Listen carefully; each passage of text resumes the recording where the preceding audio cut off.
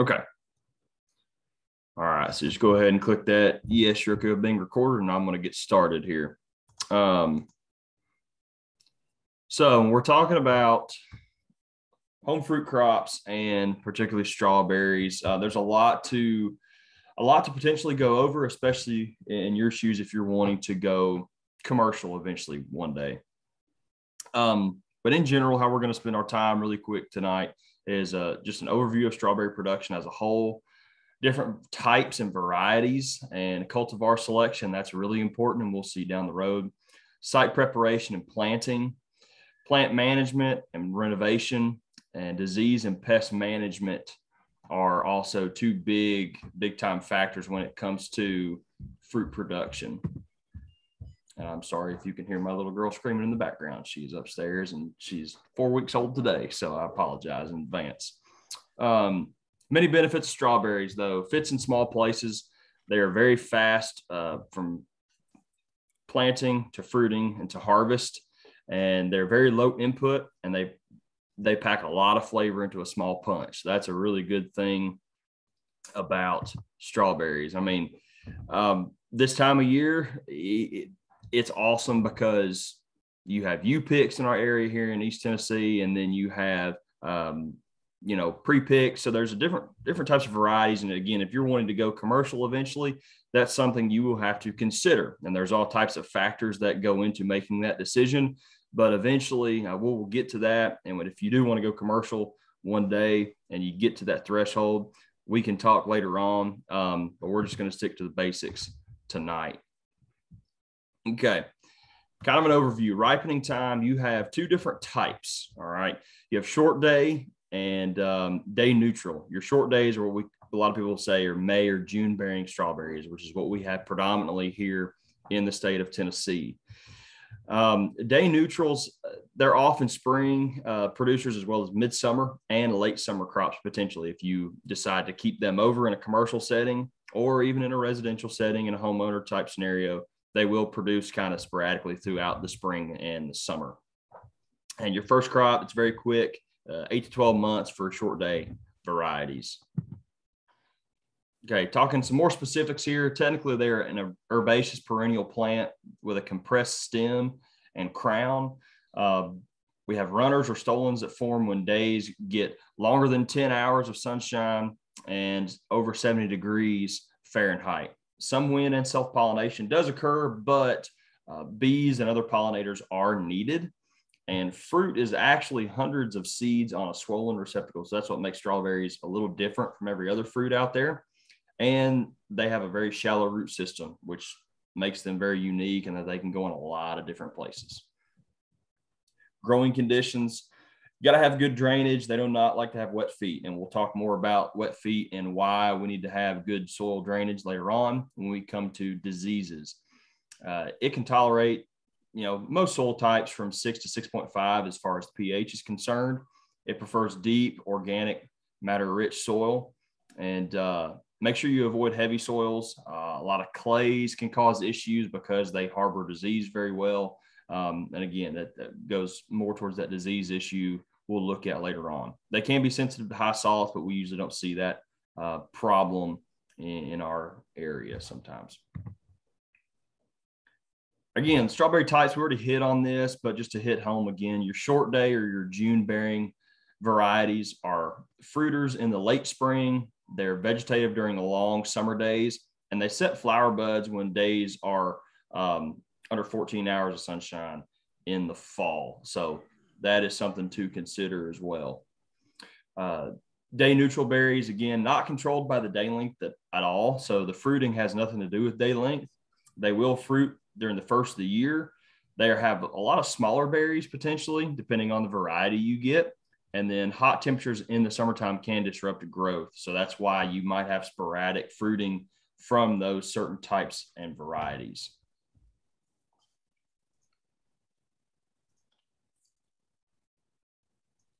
Okay.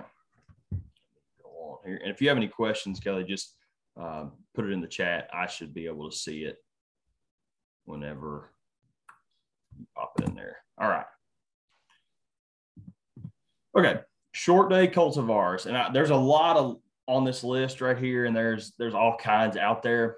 This is very much dependent upon the region you live in. For us here in East Tennessee, Early Glow and Jewel, I've got those bolded here. Those are really hard to beat. Early Glow is an early maturing variety and an early fruiting variety, hence the name. But it's also resistant to red steel or root rot, which we'll cover that later on. That's a really important attribute. Jewel is good mid to late, and it's an all-around performer, pretty good all across the board. And so, again, if you're kind of thinking maybe a commercial setting one day, those are two varieties I would really like to recommend to folks. Also, All-Star is a good one as well. It's right there in the middle. Good mid-season producer, consistent, and it is also resistant to red steel. It's not a true deep red berry, but it's a little lighter flesh. So just something to consider. And a lot of times people don't necessarily associate, the quality of a berry with flesh color, but that's something to consider potentially for your consumers. All right, so your short day cultivars, you have pros and cons, just like you have pros and cons to day neutral bearing varieties as well. The pros are crops are not damaged by hot summers, so you really do not have to worry about really them getting damaged at all through the hot sun in the summer months. So that's not a worry you have to burden. Plants reproduce well for ongoing production. They will produce daughter plants very, very well and very quickly if under the right conditions. And they have a concentrated, efficient harvest period. If you're going for backyard production and you want them all in one swoop, you need a short day cultivar. If you're more or less kind of grazing them, just picking one here or there whenever you're picking in the garden, stuff like that, then a day neutral would probably suit you better. But for those who are making jams and jellies and preservation purposes, short day cultivars are what you want. That is the type of variety that you need. Your cons are your runners are not always wanted. They're not great for containers, and we'll touch on that a little bit later.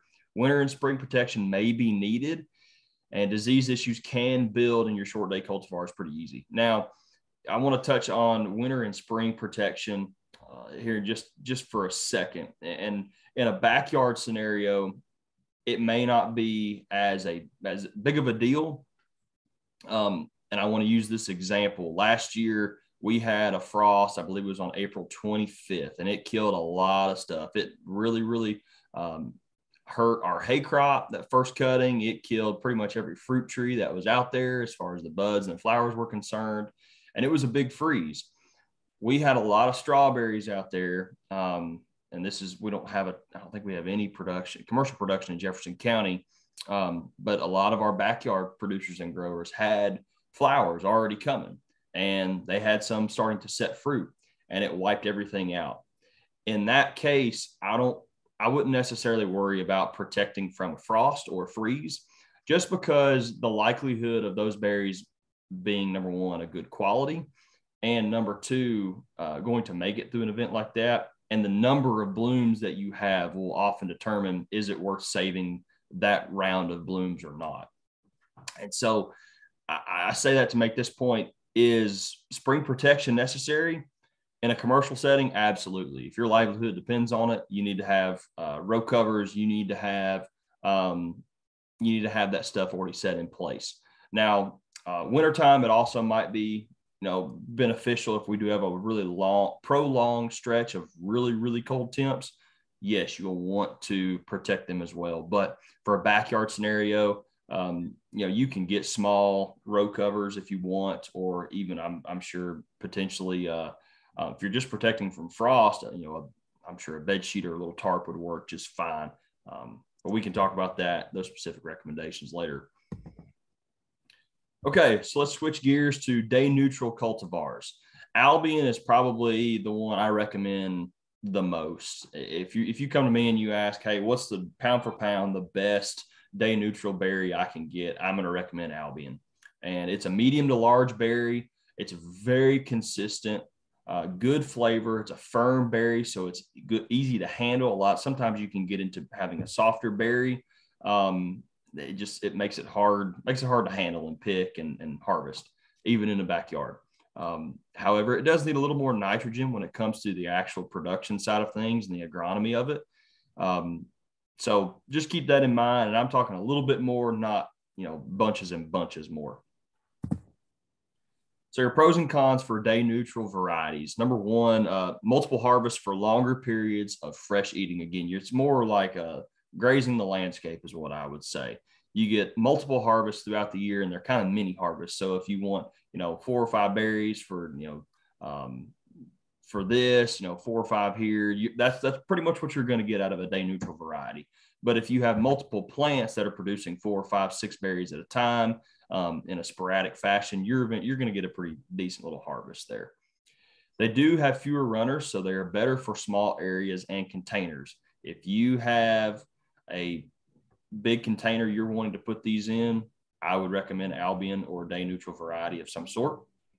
And that is why they do not really run like a short day variety will.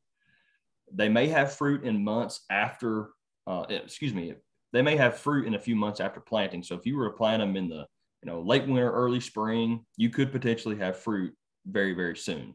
So keep that in mind as well. I wouldn't bet on that or take that to the bank, but it is a potential. So keep that in mind. Again, you have less worry about winter and spring damage just because these are very, very hardy plants. And that kind of goes against, the same thing for, or what we said about short day varieties. So let's go back up here really fast to short day cultivars. One of the cons to a short day cultivar, if you can see my cursor, winter and spring protection might be needed. However, the crop's not going to be damaged by hot summers if you have a short day variety. Whereas with the day neutral, it's the opposite. You've got the potential to be impacted by hot weather. And over here, you've got less worry about winter and spring damage. So that's just kind of what do you want to worry about, and when do you want to worry about it throughout that certain time of year? Those are the two big things you have to ask yourself when it comes to choosing what type of berry. In a commercial setting, sometimes people have both for multiple reasons. When I was an extension agent in Georgia, I had one of the biggest strawberry producers in the state in my county, and they had both. And there was a reason for that. It extends your harvest season. They also had H2A labor because they had a bit, massive peach production. And so they had the labor, and you have the hands and the bodies to harvest all that. And so you can extend that season by, having day neutrals that, bloom and fruit earlier in the year, but also on the back end, they're going to fruit longer into the summertime as well. And I see you've got something in the chat here. How important is the frequency of watering in the short day versus day neutral? That's a good question. I think I kind of just hit on that a little bit. Your day neutrals, you're going to have to worry about it a little more in the summertime. Here, we typically get enough rainfall for like a backyard scenario. You shouldn't have to worry about it too much. In a commercial setting, you really need to kind of pay attention to it. But if you're going commercial, you're going to probably have irrigation run anyway through drip tape. And so with that being said, I think that, day neutrals is the big one you got to watch for in the summertime. In the spring and the winter, you usually don't have to worry about watering at all. It's just a little bit, just a little bit different depending on what type of berry you choose there.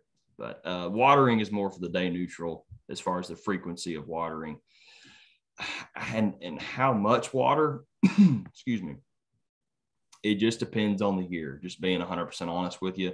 It depends on the year. And if you were trying to extend your season and have some berries into the late summer, and I've even seen some people try to push it to the fall and have some success with fall berries.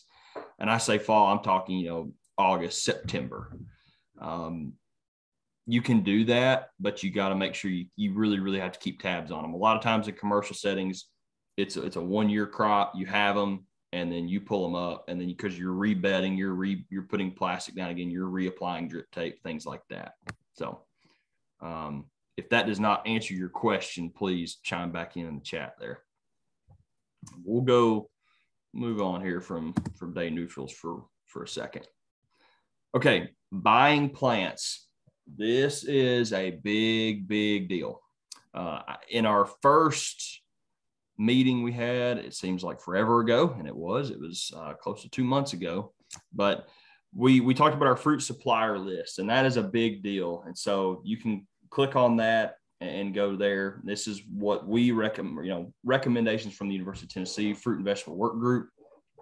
And so the big thing about buying plants is make sure you purchase disease-free plants from reputable dealers. There's a lot of dealers I know that come out of North Carolina, so we're pretty close here in East Tennessee. And so make sure that you get good plants. Do not short yourself when it comes to buying plants. Get a good quality product, especially, whether you're in commercial settings or you are in a residential homeowner setting. Because if you're a homeowner, you're going to invest 3 to 4 to 5 years in those berries, right? Well, if you're a commercial person, that's your livelihood. Those plants got to work. When you buy them, they better go to work for you. Make sure you order early for a good selection. So make sure you order, probably right about now would be a good time to start looking at what varieties I want, ordering, this summer, and, planting potentially in the fall or the spring. So make sure you go ahead and look for a good selection. Be early on the order process. Bare root plants can be ordered widely. Bare roots also are often shipped dormant, so they're spring planted. You can also do it in the fall potentially, but for us here in our climate, I would do it in the spring. It's just going to be easier. It's just easier process for you, and making sure that, you get the plants in time, you get them in the ground, and you're very focused if you put them in the spring, put them in the ground in the spring. So I would recommend, personally, I like bare root plants. Plugs are fine, and they can be purchased, closer to home. And you can plant those in the fall or the late summer. It just depends on what you want to do.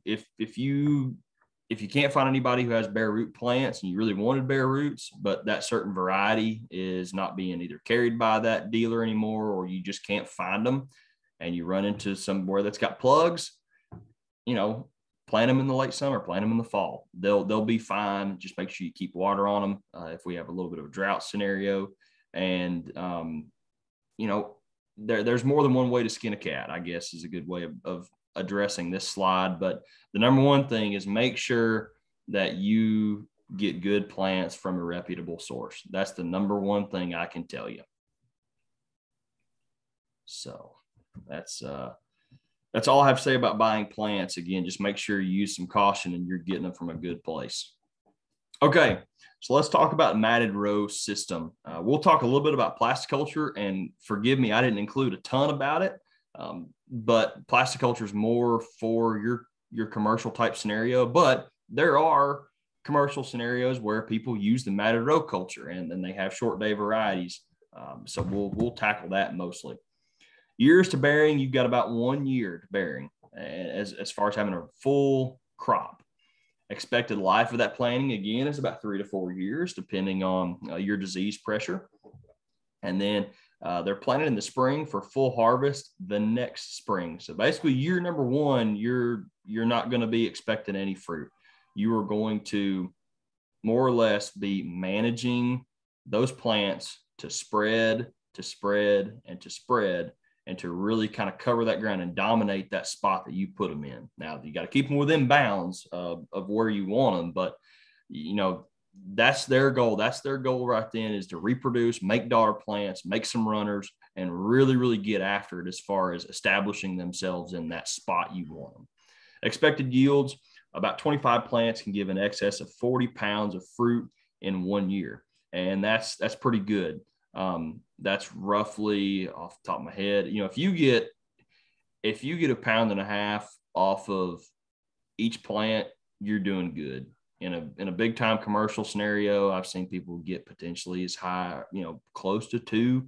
But if you get 1 pound of fruit off of each plant, especially in that first year in residential setting, you're doing really, really well, I think. So, but again, expectations are different for different folks. So your site preparation, weed control is critical. I cannot tell you how critical that point is right there. Try not to follow vegetables if you can, because there's just some disease overlap that could potentially happen there. Prep your ground as soon as possible when the temperatures and moisture allows in the springtime. Okay. And then complete fertilizer, often broadcast before planting, is usually the best way to do it. And again, this is just a little simple, image of how your matted row system would be. You've got 72 inches total here, so 6 feet, and you've got 24 inches of row, 24 inches of row middle, and another 24 inches of row. And, that some people will say, well, that's quite a bit of space in between there. But what you're going to do, you will see later on, you're going to have runners come into this row middle. And eventually, when you renovate, when we talk about that here in just a minute, all of this or most of this is going to be destroyed. And your new plants, your daughter plants are going to become your mother plants. And we'll touch on that here in just a second after we talk about planting. One of the biggest mistakes you can make is planting too deep or too shallow. And then bad root placement over here on the far right-hand side. Make sure you kind of take your time, sprawl out those roots a little bit, let them go where they need to go, and don't put them too deep. If that crown is too deep and you can't see it, that's a good indicator. I may need to pull them back out a little bit. If you can kind of see some root branches right here on the too shallow side of things, that's an indication you probably need to, put some more soil around them and make sure you get them rooted in really well. Bare root dormant plants can be stored in the refrigerator for 1 to 2 weeks. That is the beauty of a bare root plant. That's what I like about them. So if you get them in the last week of February, but it's going to be a solid week of rain, and then you should have good weather to dry out, and you can get your ground worked up. That's why I'm a big fan of bare roots. And it's nothing against plugs. A lot of people use plugs, but bare roots give you options, I guess, is what I'm trying to say. Place your roots in water for an hour before planting. That's just to kind of get them reactivated and rehydrated. Set your crown just above the soil line, again, because that plant is going to settle in there a little bit after you walk away. Just make sure you spread your roots out some. Set your plants 18 to 24 inches in row and 4 feet between rows on your centers. Double rows are often used, and make sure you water in immediately. When I say a double row, it's kind of like you're alternate. You have 2 rows going down a bed, okay, or down a certain area where you're going to put plants, and you're just alternating them, okay? So kind of like you're hopping from one spot to the next, left, right, left, right, left, right, okay? That's what that means when we say a double row. Okay, your care and establishment through your first year. Fertilizer needs to be applied pre-plant according to your soil test. Make sure you get a soil test. Make sure you get a soil test. That is the biggest thing as far as establishment that you can do that's going to help you set up for success. Make sure your soil is right. Your pH needs to be good, and you need to know what fertilizer you need. Then you're going to fertilize again in June and late August or early September. And that's just a general recommendation. 3400 is ammonium nitrate. You cannot find ammonium nitrate hardly anymore. You might be able to find a urea-based comparison. It's more of like a 3300 or a 3200. And so that will probably work as well. And 1.5 pounds of triple 10 per 100 square feet. All right.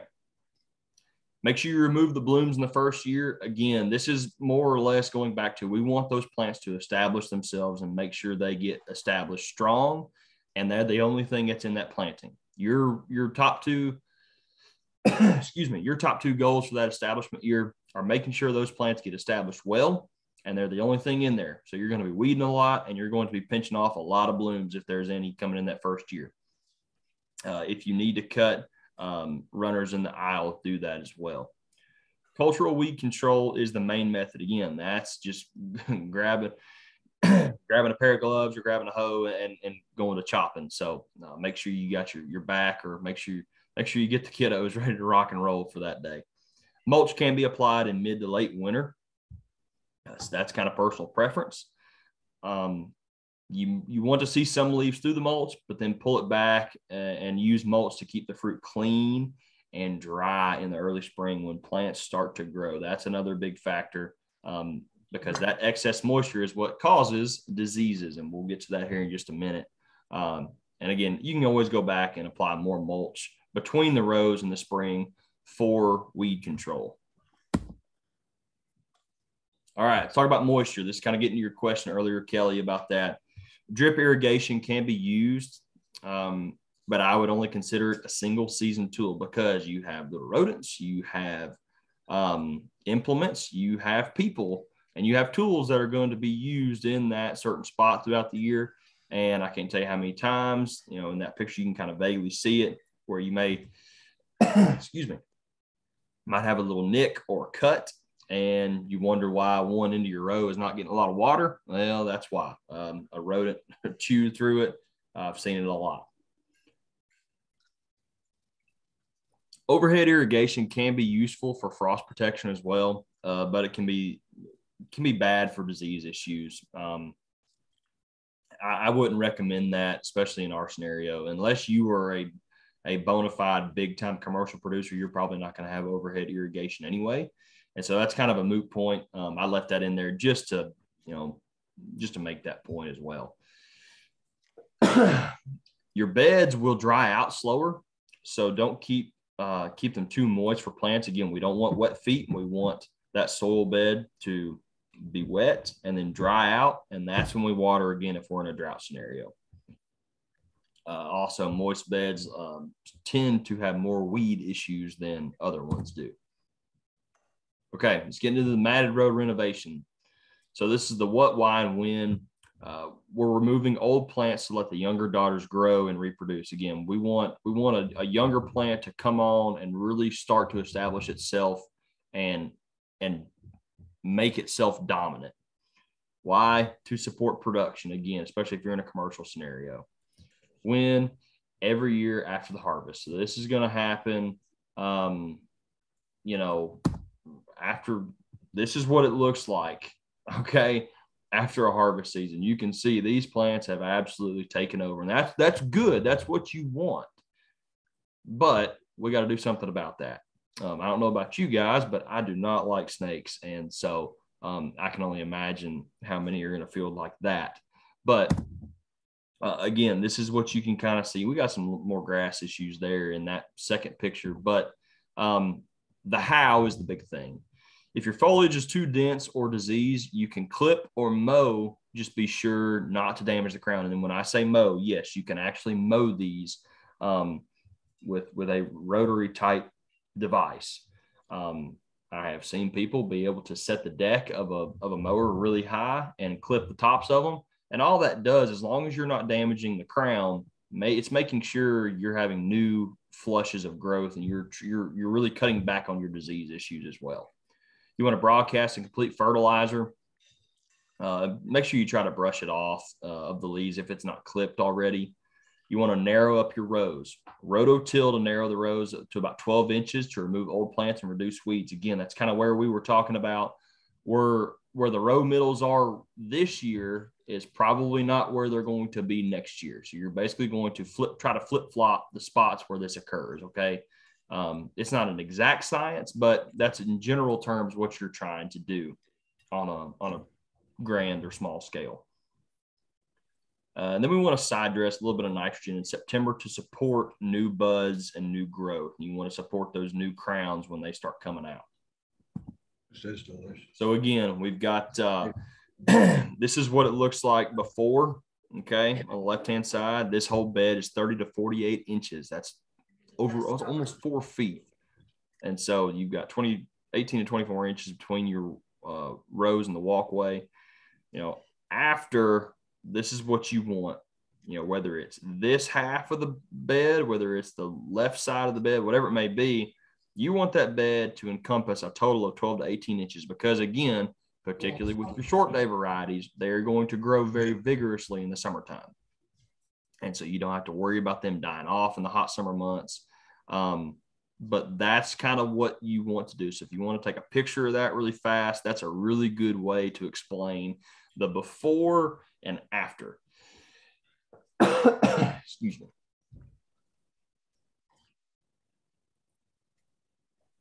Okay. So our strawberry production timeline, this again is focusing on a short day variety with a matted row system. In this first summer and fall, we're talking about site selection and preparation. In the springtime, we're going to plant. Now, I have seen a lot of people in the summer, the fall over here on the far left-hand side. A good thing you can do, this also helps with disease issues.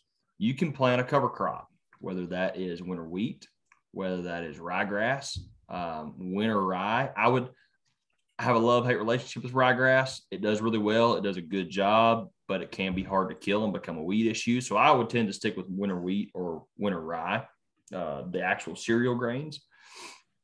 So that's an option. And you can always, just rototill up certain spots, especially in a small scale scenario, till up those certain spots where you want to plant and then plant right into that cover crop. And then eventually, that cover crop's going to die off. If you can mow it, if you can roll it with some kind of implement that's going to help it die down faster, it's going to give you weed control. So that's a big, big plus while using a cover crop. But that can get really particular, and so I'll be happy to answer questions about that if you have any later on. But again, looking at the summer and the fall here of the end of the first year, you're going to water, fertilize, and pull off your flowers again. That winter, you're going to mulch, you're going to protect again. So we've started from selecting, planting that first year in the spring, growing, and establishing that summer and fall. That first winter, we're going to mulch and protect them for the spring. And that following spring, that's when our first harvest occurs. And then that following summer, that's when we renovate. Okay, so it is a cycle that is, again, for short day varieties, you're looking at 3 to 4 year investment. So you're going to be doing this every year, and making sure that we pick the right stuff up front is critical. But again, I do want to go back on touch on this really fast. If this is for a matted row system, if you are in a commercial scenario and you are trying to do plasticulture every single year, then this is not going to apply to you. It's going to be you plant in the plant in the fall or the spring, and then you have your harvest, and then you're going to rip up all that and either plant something else for the summer, or I don't know, let them go, let them die off, then rip up your plastic, rip up your drip irrigation, and then totally start from scratch in the fall. And so again, your matted row system and your plasticulture are going to be very different. I'm kind of getting ahead of myself, but I wanted to address that. That's not the only way to do it, is what I'm trying to say. Okay. So let's talk about matted row and day neutral growing really fast. Your plants are planted closer together, 5 to 10 inches in the row. Yeah, again, you have fewer runners, so we need more plants.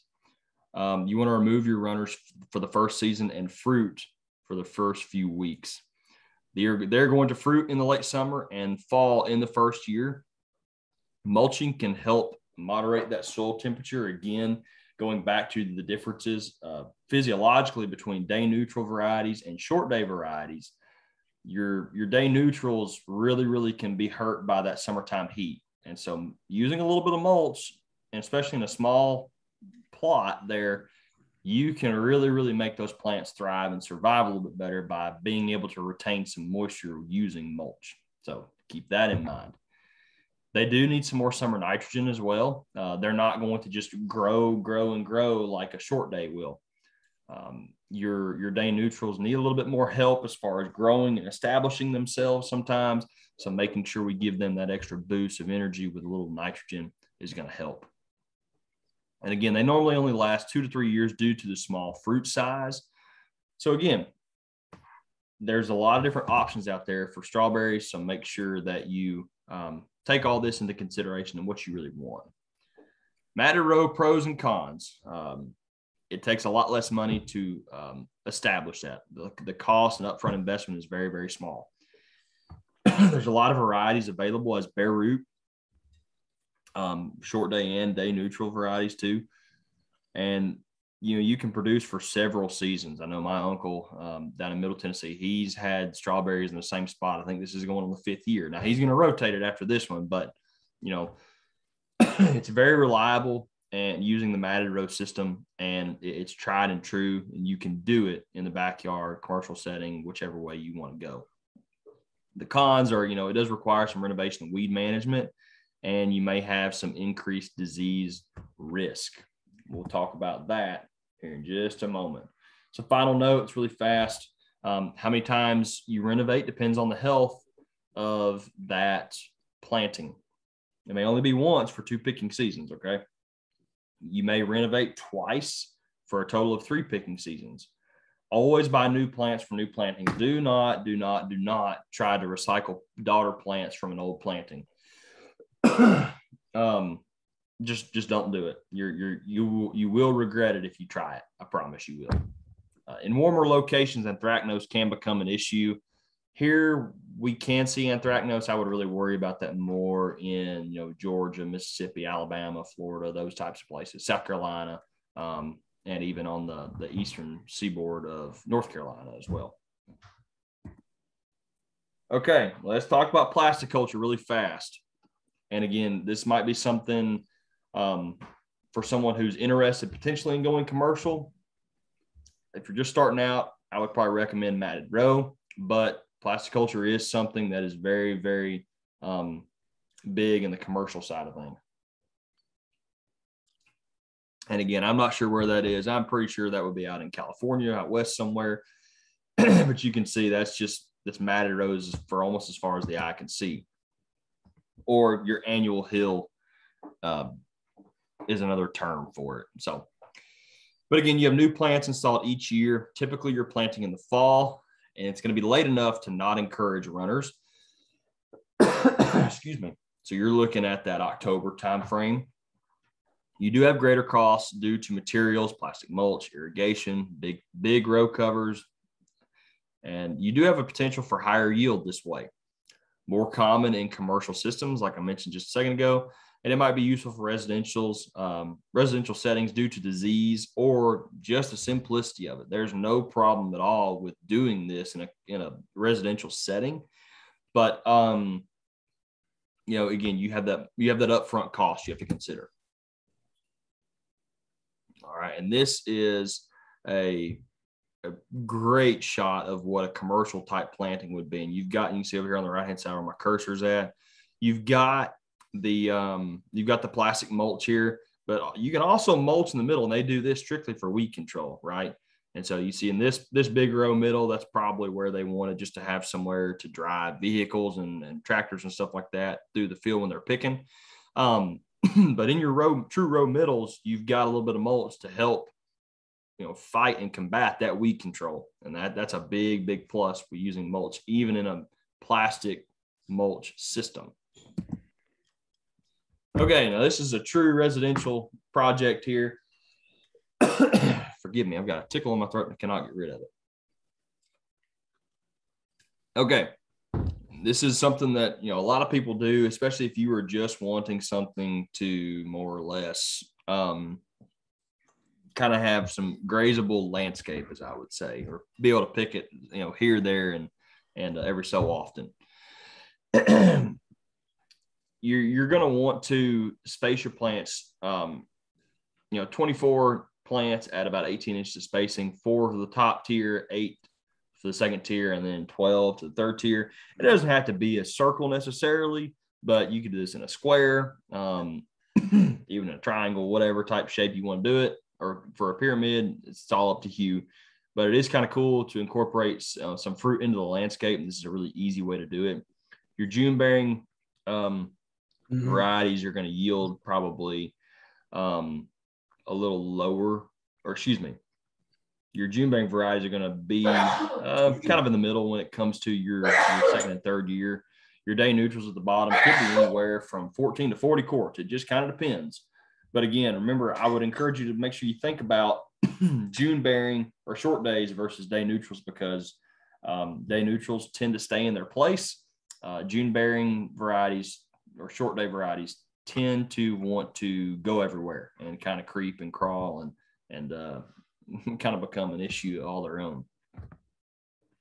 Container growing. A lot of backyard folks asking about this as well. You're often looking at an everbearing or a day neutral. We have so many. I don't tend to recommend too many everbearings. Maybe that's just my personal preference. Is it possible? Yes, but I tend to go with a day neutral if it were me. Again, more grazing than freezing, jam and stuff like that, and jellies. You can get fruit in the first year by doing this. It does require full sun, so make sure you have a good spot to do it in. And you got to manage your moisture and your nitrogen, so making sure you stay on top of that fertility with your growing media.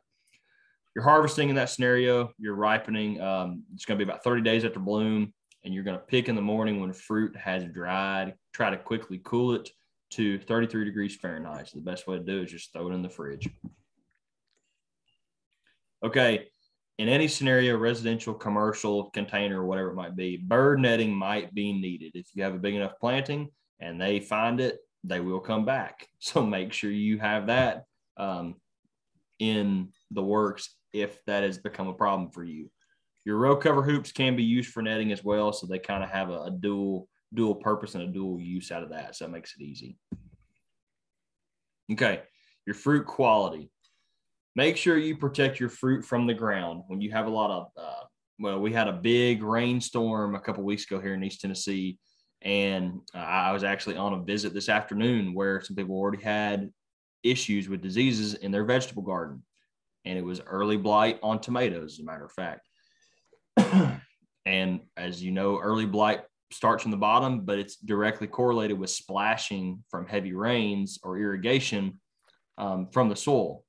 And so the soil, it holds and harbors a lot of diseases. And so make sure you try to protect your fruit from the ground. Picking on time is another big one. Make sure you pick at the right time. Rapid cooling will oftentimes save fruit that's on the marginal side of things. So make sure you cool that fruit as soon as you pick it, or try to anyway. And then protect from insect damage. Okay, really quickly, I know we're going on about 50 minutes here almost. So strawberry anthracnose, we're going to run through these. We typically don't see a ton of disease issues, but we can. In a commercial scenario, you really, really want to make sure you pay attention. Strawberry anthracnose is a big deal. It's a big issue in warm, moist harvest seasons. It's also known as fruit rot, crown, or can be seen in multiple forms. I should say that. It can be a fruit rot, it can be a crown rot, or it can be leaf spots. And so it's a disease. It's kind of like a three-headed monster. It can rear its ugly head in all types of scenarios. But what you're going to see here in the background, these dark sunken spots on the fruit itself, is what anthracnose is known for on the fruit. Now it's going to be more of a speckled look on the leaf. And then the crown rot, it's just going to, you're probably going to have leaf spots or fruit rot along with the crown rot once you get to that point. The only way to find the crown rot is to pull it up and split it with a knife or a sharp edge and see that you have a big issue there. Mulching is a good way to clean this up, because again, we're talking about, that splash from the soil bank. Make sure you get clean plants. Sanitization is always good, removing dead parts or diseased parts when you find them. And then fungicides. Root rot or red steel. Remember, I talked about these couple, or this disease earlier in the presentation. Plant stunting, wilting, and death is ultimately what's going to happen to root rots, or with root rots, excuse me. Soil fungus, again, it's very notorious fungus. It's most serious in moist, cool, heavy soils. Again, avoiding those heavy soils, trying to put these plants in the right spot to where we don't have to deal with this issue later on down the road. Make sure you get clean stock, resistance, and good site selection. Leather rot, crown rot, we really don't see this too much. but it's caused by Phytophthora. Okay. Gray mold. The gray mold is a big one you will see definitely on the fruit. And botrytis is a big time fungus of a lot of fruit crops. It's also big in peaches as well. It's caused by poor air circulation and bad sanitization. If you find something with gray mold on it, or a berry that's gray, pick it and get it as far away from that planting as you can. Because if you don't, it's just harboring disease, and it's just going to be a hot spot for botrytis in the future. If you have any questions about this, particularly in home fruit plantings, you can refer to this publication. You can find it on Google. You can find it on uthort.com. uthort.com is a great resource for those looking for fruit and vegetable resources, and just horticulture resources as well, in general here in the state of Tennessee. Again, it comes down to a couple things: maintain really good row spacing and encourage good sunlight penetration and airflow. Control your weeds and use some mulch if you have to. Preventative fungicides, again, are usually not needed in Tennessee. However, if we do have a random case or scenario, use it if you have to. But again, that publication has recommended fungicides and insecticides for strawberry disease and insect management.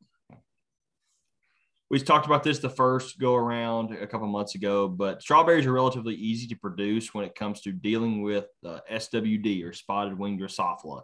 It's in the common fruit fly family, but it has really wreaked havoc on a lot of our fruit crops. You can see blueberries used to be the easiest thing to produce in the world in the backyard, but now it is extremely hard because of this little guy. So strawberries, we're still sitting in that yellow bar about the same as we were before SWD came onto the scene. All right, so that is pretty much it. So go forth and grow fruit. I do have to acknowledge the UT Extension Home Fruit and Vegetable Work Group that helped put these presentations together, and they did it, and they allow us to use these presentations and adapt it to what we need. So I want to say thank you to them. And if you have any questions, I will gladly take them. I'm going to go ahead and stop recording. If you have any questions, please give me a call. Our office number in Jefferson County is 865-397-2969. Thank you so much.